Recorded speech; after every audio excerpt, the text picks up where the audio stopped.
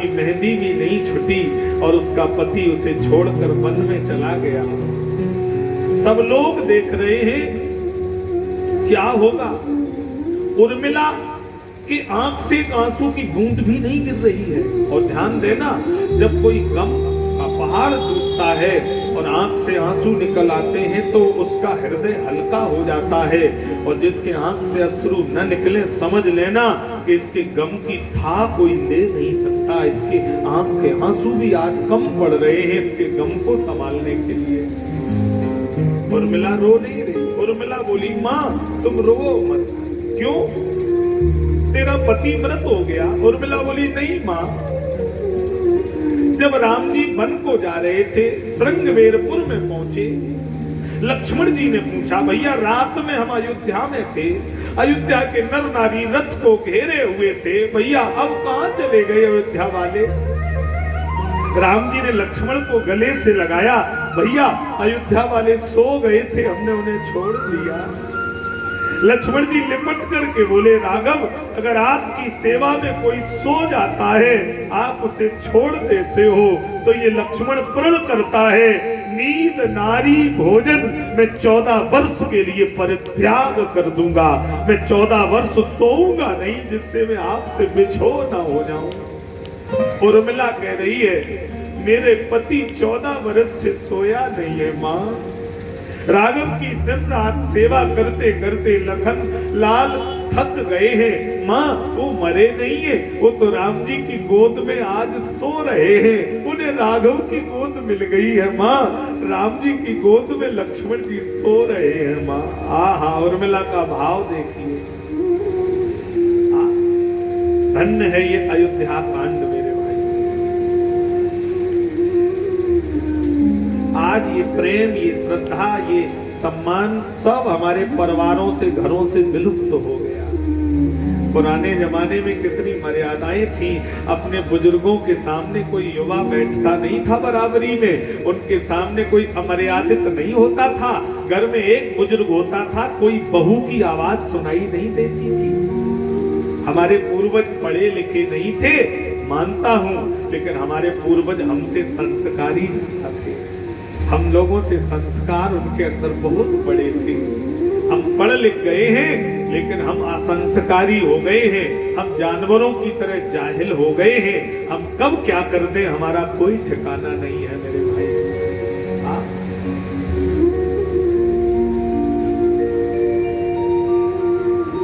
धन्य है अयोध्या। सब चित्रकूट में बैठे हैं, चर्चा चल रही है। राम जी ने कहा, भरत भैया अब जो हुआ सो हुआ, अब तुम्हें अयोध्या को संभालना पड़ेगा। मेरा यही मत है गुरुदेव भगवान, भरत को अयोध्या की राजगद्दी सौंपी जाए। भरत जी ने कहा, भैया मैं नहीं, संपत्ति सब रघुपति कह आई, मैं आपकी संपत्ति कैसे संभालूंगा। राम जी ने कहा, तुम घबराओ मत, अपनी पादत्राण भरत जी को दी है। भरत जी को भगवान ने अपनी खड़ाऊं दी है। प्रभु कर कृपा पावरी प्रभु कर कृपा पावरी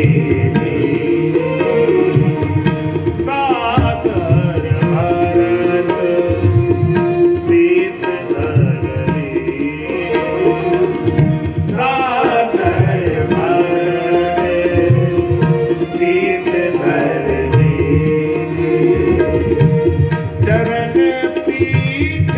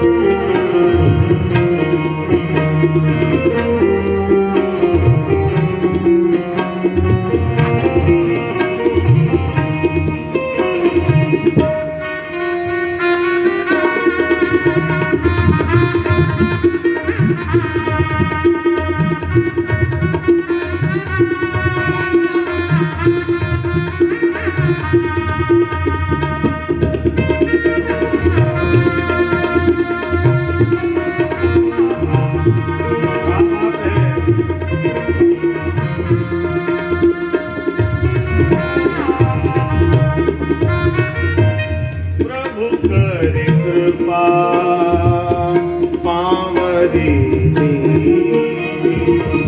प्रभु कर कृपा पावरी। राम जी ने अपने पादत्राण भरत को दिए। पादत्राण से अर्थ यह है, भरत जी ने मानो राम जी से कुछ नहीं लिया और मानो राम जी के पादत्राण लेकर सब कुछ ले लिया। जब राम जी के पादत्राण मिल गए तो संसार में कुछ भी शेष बचा ही नहीं। गुरु कमजोर हो सकता है, इष्ट कमजोर हो सकता है, पर गुरु के चरण कभी कमजोर नहीं होते हैं। वंदो गुरु पद पदम परागा।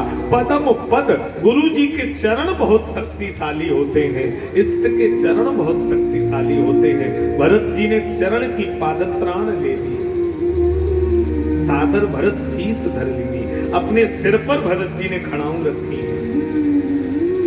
अर्थ यह है कि पादत्राण हम अयोध्या में रखेंगे तो जूते चप्पल हम उतारते हैं, वहां हम चलकर स्वयं जाते हैं, पैर चलकर जाते हैं या जूता चप्पल पैर के पास आते हैं? बोलो जरा। पैर चलकर के पादत्राण के पास जाते हैं। भरत जी जानते हैं ये पादत्राण जब मैं अयोध्या की राजगद्दी पर रखूंगा तो राम जी को चलकर के पादत्राण के पास आना पड़ेगा, स्वयं चलकर राघव आएंगे। जूते चप्पल चलकर नहीं आएंगे, पैरों को चल के जाना पड़ेगा। अब वो बात अलग है कि अब जूता चप्पल कहां चल जाए कोई पता नहीं। और तो छोड़ो, अब तो देश के संसद भवन में भी जूता चप्पल चल जाते हैं, कहां चल जाए कोई भरोसा नहीं महाराज। और कभी कभी होता है, कहीं कहीं हम लोग कथा करते तो लोग कहते महाराज जी आज पता नहीं हमारी नई चप्पलें थी, कोई पहन गया कथा में से। हमने कहा कोई भूला भटका भक्त होगा, उसने कहा कि भगवान की कथा तो सुन नहीं पा रहे, भक्तों की पादत्राण ही लेके तर जाए शायद। एक व्यक्ति कहीं मंदिर में गया, बड़ा सिद्ध मंदिर दर्शन करने, और वो बाहर नए जूते छिपा के रख गया था और फिर भी उसके जूते कोई उठा ले गया। अब उसे बड़ा गुस्सा आई कि पहली बार मैं मंदिर आया, मेरे जूते चले गए। वो भगवान से शिकायत करने गया कि तुम्हारी वजह से गए, और जैसे ही वो भीतर गया, बाहर किसी व्यक्ति से कह रहा था, व्यक्ति ने कहा जब तुम भीतर कहने गए तो भगवान ने क्या कहा? उसने कहा हमने फिर कुछ नहीं कहा, हम चले आए। बोले चले क्यों आए? कि भगवान के खुद कोई ले गया था, उनके खुद नहीं थे। तो जब उनके नहीं थे तो हमारे कहां से बचेंगे? तो मेरा निवेदन है, बड़ा सुंदर भाव है यहाँ। भरत भैया मेरी ले जा खड़ाऊं, भरत भैया मेरी ले जा खड़ाऊं, भरत भैया मेरी ले जा खड़ाऊं, भरत भैया मेरी ले जा खड़ाऊं, भरत भैया मेरी ले जा खड़ाऊं। नंदी गाँव करी पर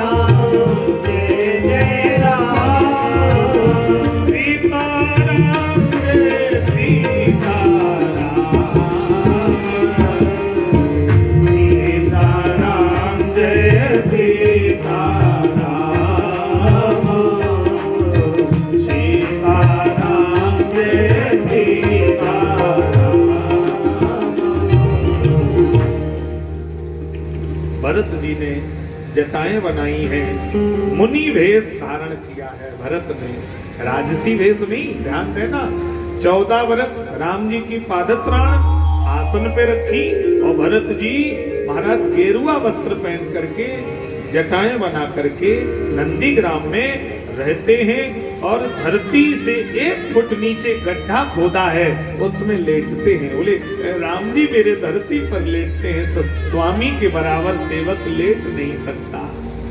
कितना कठिन त्याग तपस्या है। हाँ, नंदीग्राम उन दिनों छावनी बन गई, अयोध्या की छावनी, क्योंकि भरत जी वहीं से सारे फैसले सुनाते थे। कैबिनेट के सारे फैसले महाराज नंदीग्राम से ही पारित होते थे। नंदीग्राम अयोध्या से 15-16 किलोमीटर की दूरी पर है। आप कभी अयोध्या जी जाएं, अब तो अयोध्या महाराज विश्व में ऐसा पर्यटक स्थल बनाया जा रहा है, तो अब तो वहाँ सब व्यवस्थाएं धीरे धीरे होती चली जा रही हैं। मुगल आक्रांताओं ने जो हमारे देश की संस्कृति को मेटने का प्रयास किया था, जो 450 वर्ष तक रामलला अपने गृह निवास नहीं पहुंच पा रहे थे, आज वहां भव्य राम मंदिर निर्माण चल रहा है। एक ऐतिहासिक क्षण है आज की युवा पीढ़ी के लिए, हम लोगों के लिए और हम लोगों के जीवन के लिए, क्योंकि हजारों साल बाद लोग राम मंदिर देखा करेंगे, लेकिन हम भाग्यशाली हैं कि राम मंदिर हमारी पीढ़ी के सामने बन रहा है, राम मंदिर हम लोगों के सामने बन रहा है। हम लोग बड़े भाग्यशाली लोगों में से हैं। तो अयोध्या अब तो लोग जाते हैं और जाना चाहिए, बड़े बड़ा दूर से लोग आते हैं, तो नंदीग्राम के भी दर्शन करिए जाकर के वहाँ। हाँ, बड़ी प्यारी है अयोध्या नगरी। सीताराम जी की प्यारी राजधानी लागे, महारानी लागे, मीठो मीठो सरजू जी को पानी लागे। सीताराम जी की प्यारी राजधानी लागे, महारानी लागे, मन मीठो मीठो सरजू जी को पानी लागे। देखिए भाई, हम लोग अयोध्या में चल रहे हैं तो ऐसे नहीं पैर हिलाना चाहे कोई, भाव के साथ मिलकर अयोध्या का दर्शन करिए। सीताराम जी की प्यारी राजधानी लागे, महारानी लागे, मन मीठो मीठो सरजू जी को पानी लागे। राम जी की प्यारी राजधानी लागे, महारानी लागे, मन मीठो मीठो सरजू जी को पानी लागे। हरि जय हो, जय हो।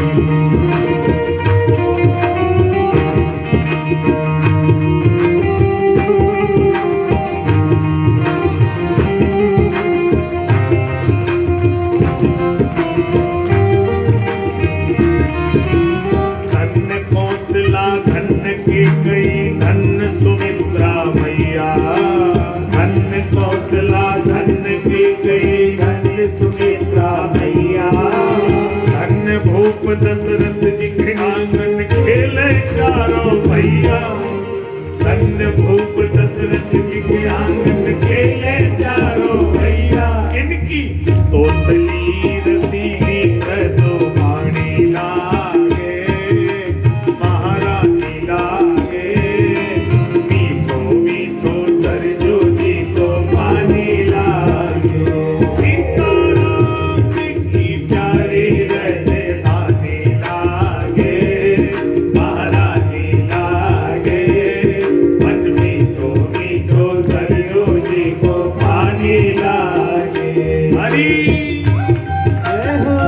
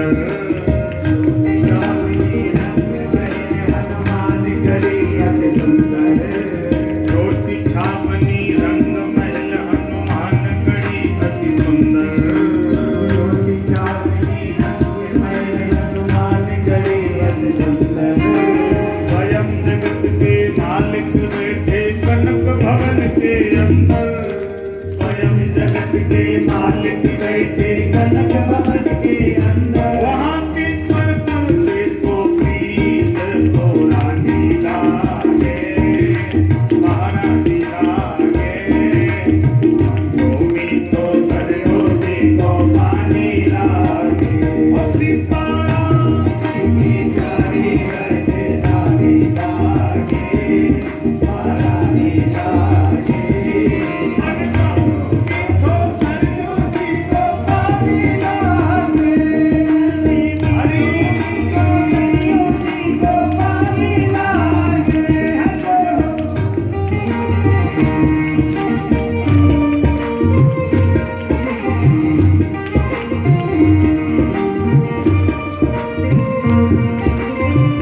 जय हो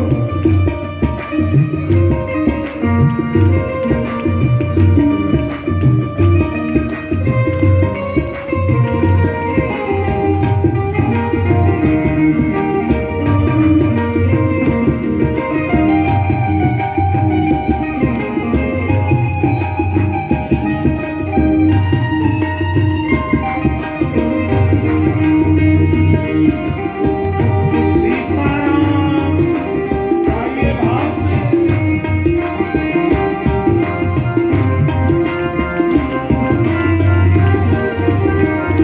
सीताराम ने प्यारी शोभा प्यारी लागे महारानी लागे मन मीठो सरयोगी को पानी लागे मन मीठो सरयोगी को पानी लागे मन मीठो सरयोगी को पानी लागे श्री राघवेंद्र सरकार की जय हो शाम दम संजम नियम उपासा नखत भरत ही विमल आकाशा सम तम संयम नियम उपवास भरत जी के जीवन में बड़ा महाराज मार्मिक है।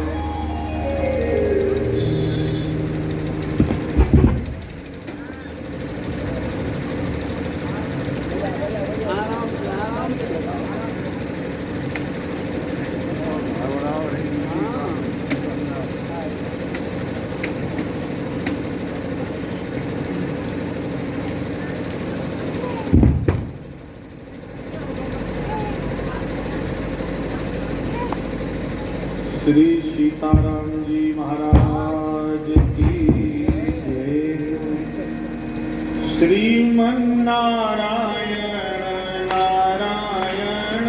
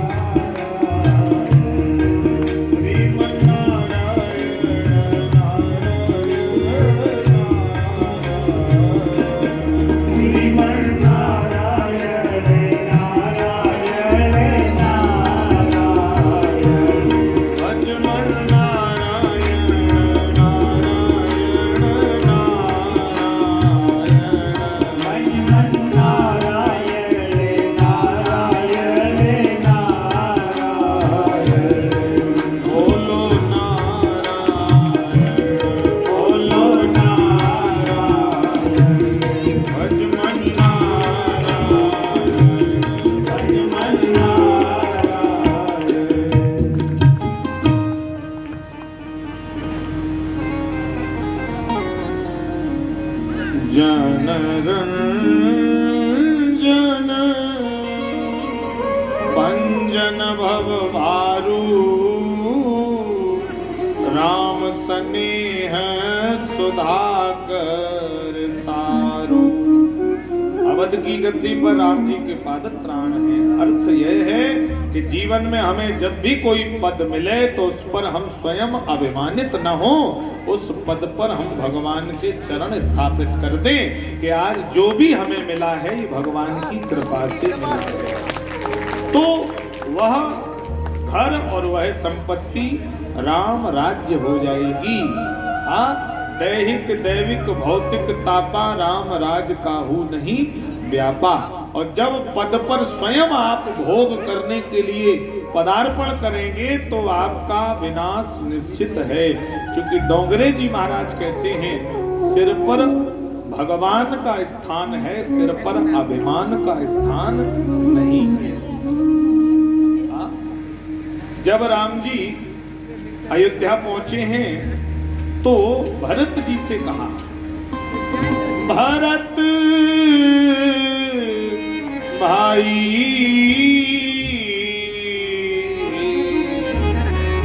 कपि से उर्ण मनाई।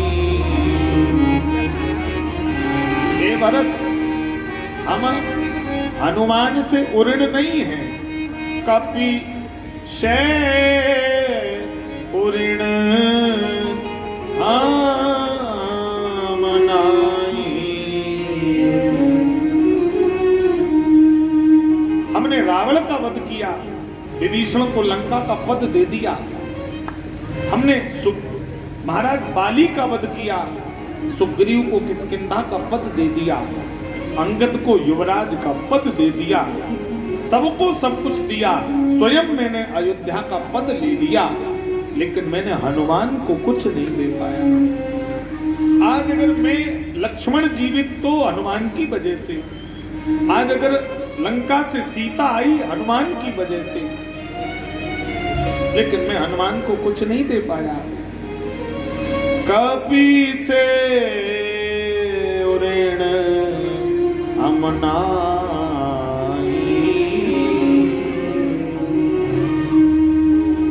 तब हनुमान जी ने देखा ये तो अभिमान मेरे सिर पे सवार हो रहा है, और जब अभिमान सिर पर सवार हो तो देखिए आचरण के बल पर अभिमान को हराया नहीं जा सकता है।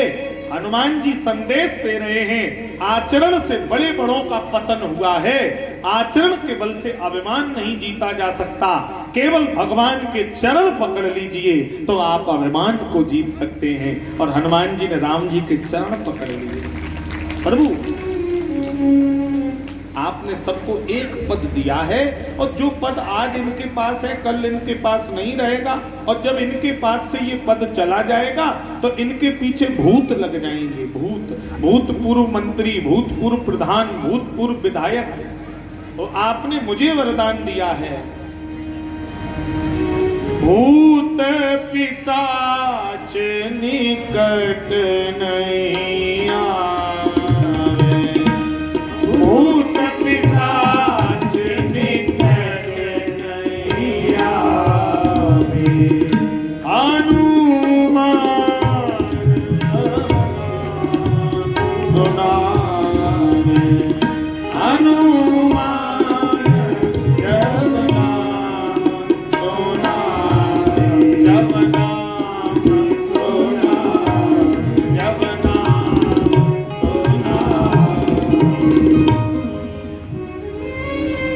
मेरे नाम से भूत भागते हैं तो मेरे पीछे भूत कैसे लग सकता प्रभु। और आपने एक पद ने दिया, क्यों आप कह रहे हो? आपने अपने हनुमान को 2 पद दिए हैं प्रभु, आप क्यों छिपा रहे हो? भरत जी ने कहा तुम्हें 2 पद मिले हैं, कौन से? हनुमान जी बोले ये पद हमसे कभी लिए नहीं जाएंगे। राम जी के दोनों पद पकड़कर भरत जी के सामने हनुमान जी लेट गए, बोले ये 2 पद मेरे जीवन में हैं, मुझे और कुछ नहीं चाहिए। यही पद हनुमान जी ने लिए हैं और यही पद भरत जी कह रहे हैं। क्या कह रहे भरत जी? गुरु जी, अयोध्या के पद से मेरे हृदय की अग्नि शांत नहीं होगी। फिर बिन देखे रघुवीर पद जिय की जननी न जाए।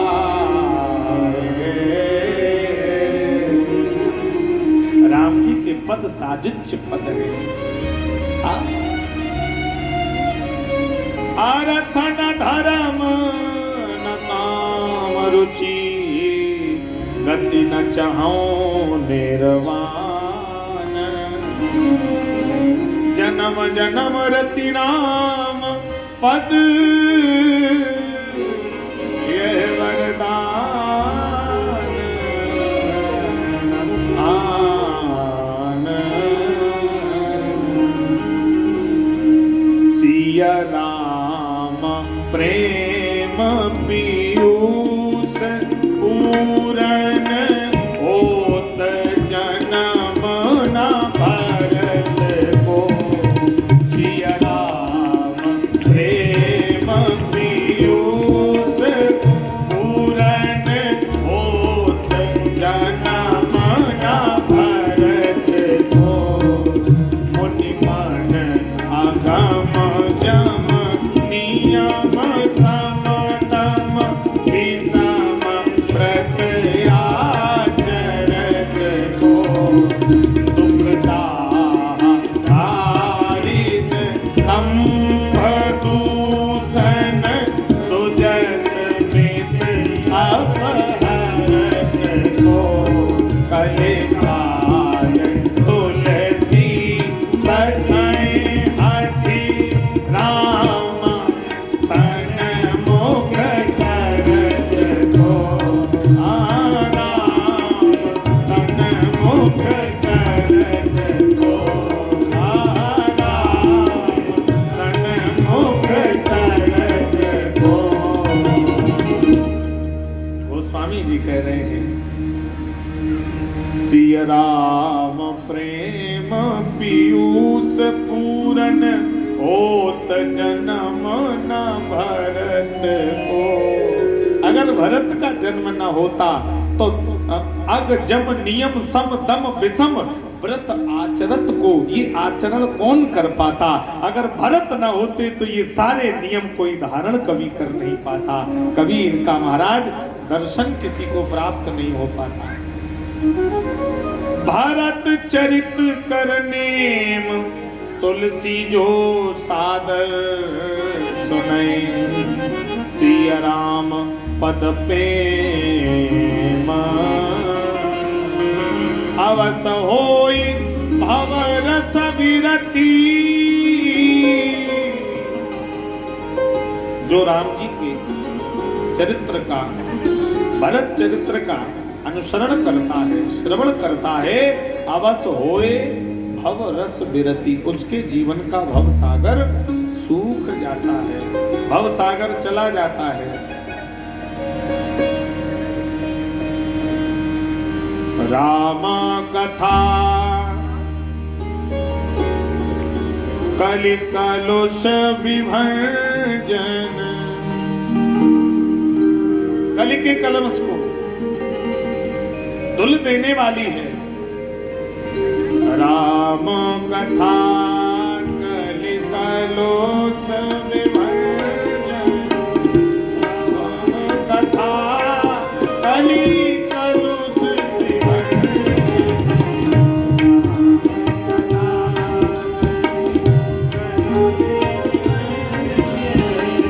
बोध विश्राम सकल जन रंजन।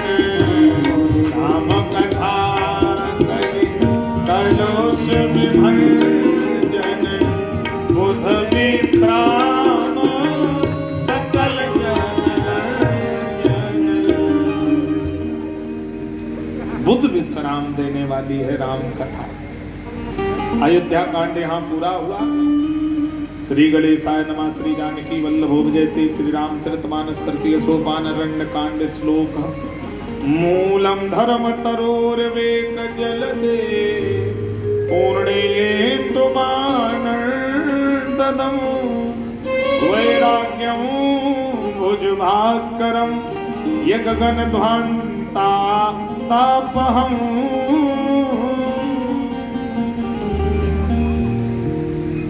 बड़ी सुंदर चर्चा है।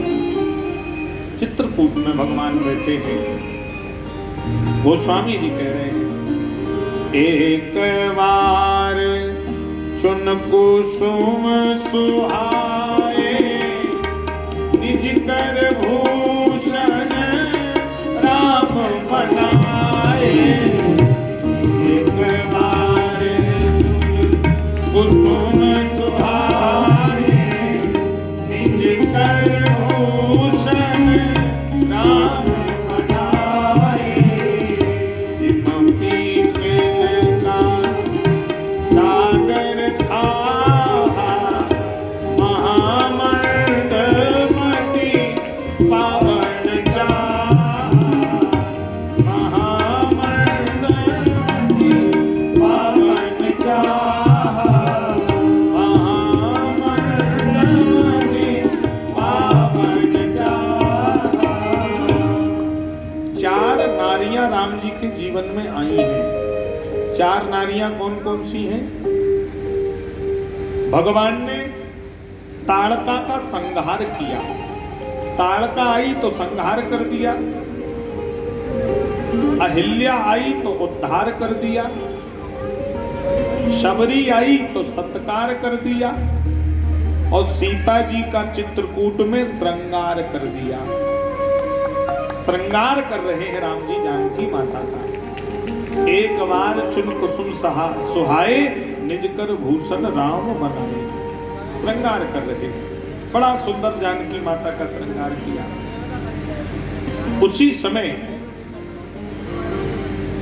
महाराज इंद्र का बेटा जयंत राम जी के पराक्रम की परीक्षा लेने के लिए आया है। सीता चरण चोंच हति भागा, मूड मंद मति कारण कागा। कौआ बनकर के। आज अब यहां ध्यान दें विद्वान लोग, सीता चरण चोंच हति भागा, सीता जी के चोंच मार दी। चला रुधिर रघुनायक जाना, सीख धनुष सायक संधाना। जब राम जी जानकी जी के गोद में सिर रख के लेटे हैं, तो चरण में अगर चोंच मारी होती तो गोद में लेटे हुए व्यक्ति को चरण से रक्त निकलता हुआ दिखाई देगा क्या? नहीं दिखाई देगा। फिर चोंच कहां मारी है? चरण में नहीं। सीता चरण, सीता चरण आचरण, आचरण पर चोंच मारी। जानकी जी के आचरण पे प्रहार किया तो लेटे हुए राम जी को रक्त बहता हुआ दिखाई दिया। अर्थात यहां बड़ा सुंदर संदेश कथा से मिल रहा है। भगवान ने सीख को धनुष बाण बना करके छोड़ दिया। सीख धनुष सायक संधाना। आगे आगे जयंत, पीछे पीछे भगवान का बाण। काऊ बैठन कहा न ओही, राख को सके राम कर द्रोही। दुनिया शत्रु बन जाए तो परमात्मा की शरण में बचा जा सकता है, पर परमात्मा शत्रु हो जाए तो फिर किसकी शरण में जाया जाए? नारद देखा विकल जयंता, लाग दया कोमल चित्त संता। अगर भगवान विरुद्ध हो जाए तो केवल ऐसे कई उदाहरण हैं। आप भगवान से बचना हो, कोप से बचना हो तो किसी सद्गुरु संत की शरण ग्रहण कर लेना, तो भगवान आपको अपने वात्सल्य से कृपा कर देंगे।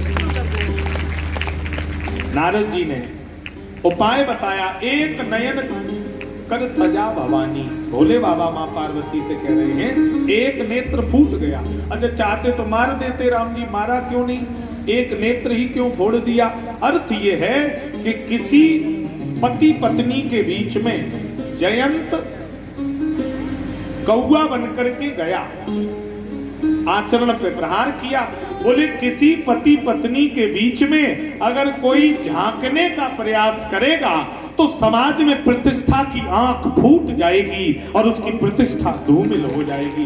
इसलिए किसी के दाम्पत्य धर्म में ताका झांकी नहीं करनी चाहिए।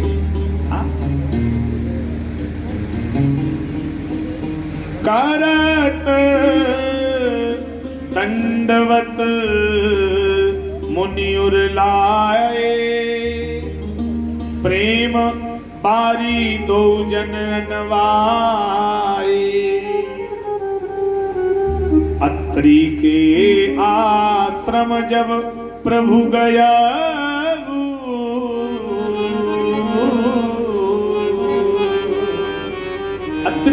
आश्रम पर भगवान गए। सुनत महामुनि हर्षित भयऊ, अत्रि बड़े प्रसन्न हुए, भगवान को आसन दिया। ब्राह्मणों ने वेद मंत्र गाए हैं, भगवान की स्तुति गाई गई। और ध्यान दीजिए, भगवान ने 13 वर्ष तक चित्रकूट में निवास किया है। 13 वर्ष चित्रकूट में राम जी रहे हैं और 1 वर्ष राम जी ने दक्षिण में पैदल यात्रा करने में, रावण को मार के वापस अयोध्या आने में कितना समय लगाया है? 1 वर्ष का समय लगाया है।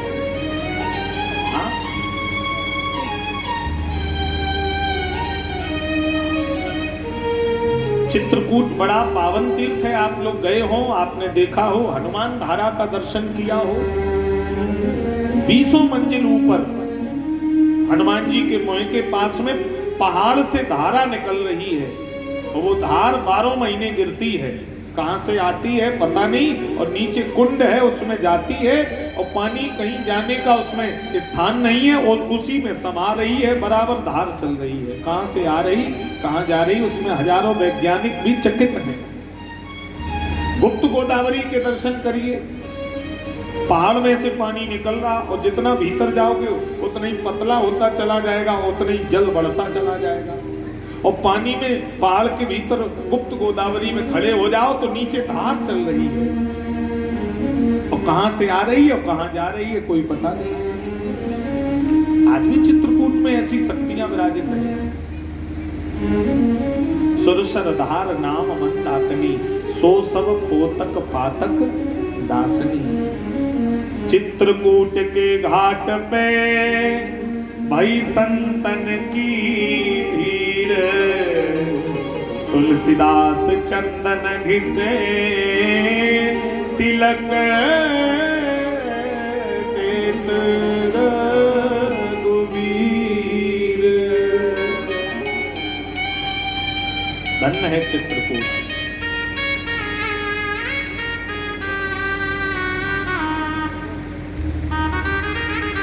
चित्रकूट में राम जी ने वास किया है। हाँ? और भगवान की कृपा से अत्रि जी का प्रेम आशीर्वाद भगवान ने लिया। और यहां से भगवान अत्रि जी के आश्रम से पहुंचे हैं अनसुईया के पद गए सीता। अनसुईया के पद गए सीता, मिली बहुत सुशील विनीता। मिली बहुत सुशील विनीता, मिली बहुत सुशील विनीता, मिली बहुत सुशील विनीता। जानकी जी ने अनसुईया को प्रणाम किया, वंदन किया। अनसुईया जी ने नारियों का वर्णन किया, पातिव्रत धर्म की चर्चा की, स्त्री के क्या धर्म है विस्तार से वर्णन किया। 3 प्रकार की नारी, उत्तम, मध्यम, अधम। उत्तम प्रकार की नारी बनना कठिन है, अधम नारी की चर्चा नहीं करनी चाहिए। अधम माने बुरी, पर गुरुदेव भगवान कहते हैं मध्यम नारी पर चर्चा जरूर करिए, कथावाचकों को करनी चाहिए, क्योंकि मध्यम स्त्री बना जा सकता है। मध्यम परिपति देखे कैसे, भ्राता पिता पुत्र हैं जैसे। अपने से बड़ा पिता, अपना बराबर का भाई, अपने से छोटा पुत्रवत रूप में देखने वाली माँ, ये मध्यम प्रकार की माँ है। और अनसुईया वही है जिसने अपने पातिव्रत धर्म पर तीनों देवताओं को 6 महीने का बालक बनाने पर मजबूर कर दिया। तीनों देवियां झोली फैला करके अनसुईया के दरवाजे पर गई थी। सती बता दो कहाँ पति है, हम हैं रमावे रमापति है। सती बता दो कहाँ पति हैं, हम हैं उमावे उमापति है। तीन देवियां झोरियां फहराए खड़ी, धन्य धन्य बोले धन्य महिमा सती की है। पतिव्रता महली भली काली कुटिल कुरूप, और पतिव्रता के रूप पे 12 कोटि स्वरूप। पत्नी यदि पतिव्रता है, काली कलूटी हो, फिर भी हजारों सुंदर पत्नियां उस पर न्यौछावर है। पति यदि चरित्रवान है तो भले ही काला कलूटा हो, उसके चरित्र पर हजारों सुंदर पति न्यौछावर है। ये जीवन की सुंदरता है मेरे भाई। दाम्पत्य का संबंध विश्वास के धागे में बंधा है। रहमन धागा प्रेम का मत तोड़ो चटकाए, और तोड़े पे फिर ना जुड़े और जुड़े तो गांठ पड़ जाए। ये बड़ा मधुर संबंध है। नारी धर्म की विस्तार से चर्चा की है माता ने। श्री जानकी जी ने अनुसरण किया है, बड़ी मार्मिक चर्चा को यहाँ पर दर्शन कराया है अनुसुईया मैया ने। और इस दुनिया का खेल बड़ा निराला है। गुरुदेव कहते हैं, जब से दुनिया बनी तभी से लगा है आना जाना रे, क्यों गफलत में फिरता प्यारे, दुनिया मुसाफिर खाना रे। क्यों गफलत में फिरता प्यारे, दुनिया मुसाफिर खाना रे। जब से दुनिया बनी तभी से लगा है आना जाना रे, जब से दुनिया बनी तभी से लगा है आना जाना रे। क्यों गफलत में फिरता प्यारे, दुनिया मुसाफिर खाना रे। क्यों गफलत में फिरता प्यारे, दुनिया मुसाफिर खाना रे। जिनका जग में नाम है अब तक ऐसे भी बलवान हुए, जिनका जग में नाम है अब तक ऐसे भी बलवान हुए। वह भी आकर इस दुनिया में पल भर के मेहमान हुए, वह भी आकर इस दुनिया में पल भर के मेहमान हुए। कोशिश की पर काल के आगे चल ना सका बहाना रे, कोशिश की पर काल के आगे चल ना सका बहाना रे। क्यों गफलत में फिरता प्यारे, दुनिया मुसाफिर खाना रे। क्यों गफलत में फिरता प्यारे, दुनिया मुसाफिर खाना। गाइए हरि जय हो।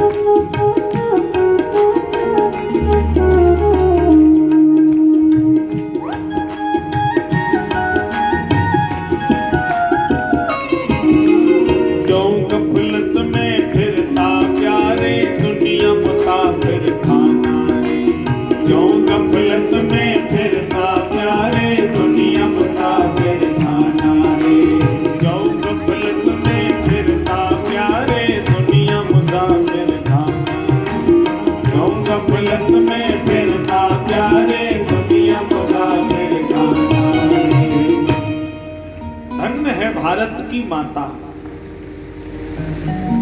भारत की जननी। पूजनीय थी, पूजनीय है और पूजनीय रहेगी। एक किसी विदेशी ने कहा, क्या भारत और विदेश की नारी में कोई अंतर है? हाड़ में, मांस में, रूप में, रंग में? मैंने कहा ना ना ना, कोई अंतर नहीं है। मैंने कहा पर एक अंतर है भारत और विदेश की नारी में। विदेश में एक जन्म देने वाली पत्नी को छोड़ करके बाकी सब महाराज एक माता को छोड़ करके बाकी सब पत्नी होती हैं, और भारत में एक पत्नी को छोड़ करके बाकी सब मां के रूप में देखी जाती हैं। बाकी हर नारी मां समान है। ये भारत और विदेश की संस्कृति है। हाँ? तुम भारत की जननी हो, तुम हो भाग्य विधाता, तुम्हें नमन करता हूँ हे भारत की माता। अनसुईया बन करके तुमने पतिव्रत धर्म सिखाया, तुम्हें नमन करता हूँ हे भारत की माता। विवेकानंद जी जब भारतीय धर्म गुरु बनकर फ्रांस की यात्रा पर गए, फ्रांस में देखा एक लेडीज अपने पति की कब्र पे पंखा कर रही थी। विवेकानंद जी ने प्रणाम किया, धन्य है विदेश की माता, हमारे देश में जीवित पति की सेवा होती है, पर ये तो अपने मृत पति की सेवा कर रही है। प्रणाम किया, धन्य है इसकी श्रद्धा। उस माँ ने कहा, बाबा मुझे प्रणाम मत करिए, मेरे देश का कानून है कि जब तक पति की मिट्टी की कब्र गीली रहती है तब तक पत्नी दूसरा पति नहीं कर सकती, तो हम पंखा लेके सुखाने आई हैं हम जल्दी में। विवेकानंद जी ने प्रणाम किया, जय हो विदेश की माता, तुम भारत की जननी हो, तुम हो भाग्य विधाता, तुम्हें नमन करता हूँ हे भारत की माता। बड़ा दिव्य चरित्र है माँ का। भगवान और आगे बढ़े हैं। श्री जानकी मैया मध्य में है, आगे श्री सीता राम जी, पीछे लखन लाल। ओ भय बीच सिए सोहय कैसे, ब्रह्म जीव बिच माया जैसे,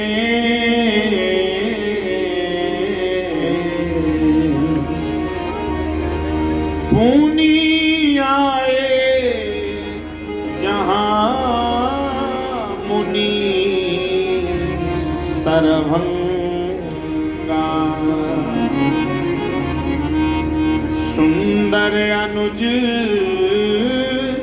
जानकी संगा। भगवान सरभंगा कौन दिखाई दिया? मुनि अगस्त के शिष्य हैं सुतीक्षण जी। मुनि अगस्त कर शिष्य सुजाना, नाम सुतीक्षण रति भगवाना। सुतीक्षण जी ने भगवान को प्रणाम किया, स्तुति गाई है, प्रार्थना की, प्रभु मेरे साथ चलिए। भगवान बोले कहां चले? मेरे साथ चलिए। आप कहां? गुरु जी के आश्रम में। गुरु जी के आश्रम में हमें क्यों ले जाओगे? बोले एक दिन की घटना है, अगस्त ऋषि शालिग्राम की सेवा करते हैं।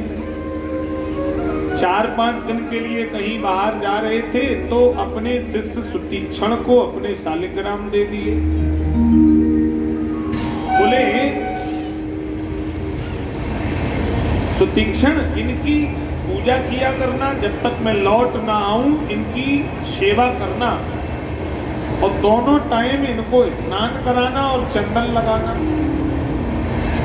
अच्छा, गुरुजी तो चले गए। आश्रम के बाहर एक जामुन का वृक्ष लगा है, पके पके जामुन है। सुतीक्षण जी ने कहा जामुन कैसे खाएं? तो वो शालिग्राम उठा करके जामुन के वृक्ष पे फेंक करके मारे, तो पके पके जामुन तो नीचे गिरे, लेकिन शालिग्राम जी सामने गहरी झील है, उस झील में चले गए। अरे अरे, अबोधपन, बच्चापन, भगवान को फेंक करके मारा।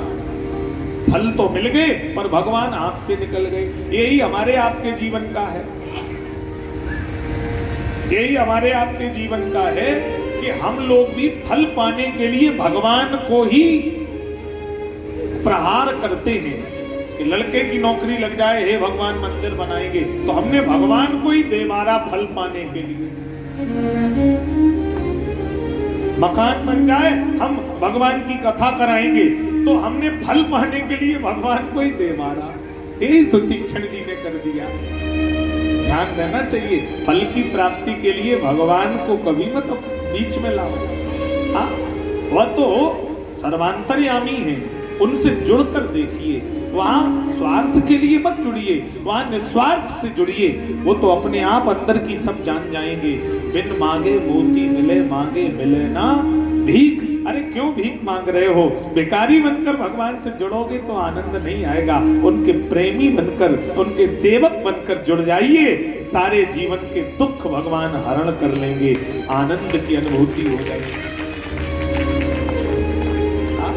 मैं अगर तुमसे जो मांगू तो ना तुम देना मुझे। किसी भक्त ने कहा कि अगर भूल कर भी मैं कुछ मांगू तो प्रभु मुझे देना मत। मैं अगर तुमसे जो मांगू तो ना तुम देना मुझे, वरना फिर आशिक नहीं मजदूर हो जाऊंगा मैं अगर चाहूं तो चाहूं, तुम ना मुझको चाहना, तुमने अगर चाहा तो फिर मगरूर हो जाऊंगा मैं अगर देखूं तो देखूं, तुम ना मुझको देखना, तुमने अगर देखा तो फिर मशहूर हो जाऊंगा मैं। और मैं अगर तड़पूं तो दर्ग से बिंदु टपकाना ना तुम, वरना आंखों से तुम्हारे दूर हो जाऊंगा। किसी भक्त ने लिखा है, घनश्याम तुम्हें ढूंढने जाए कहाँ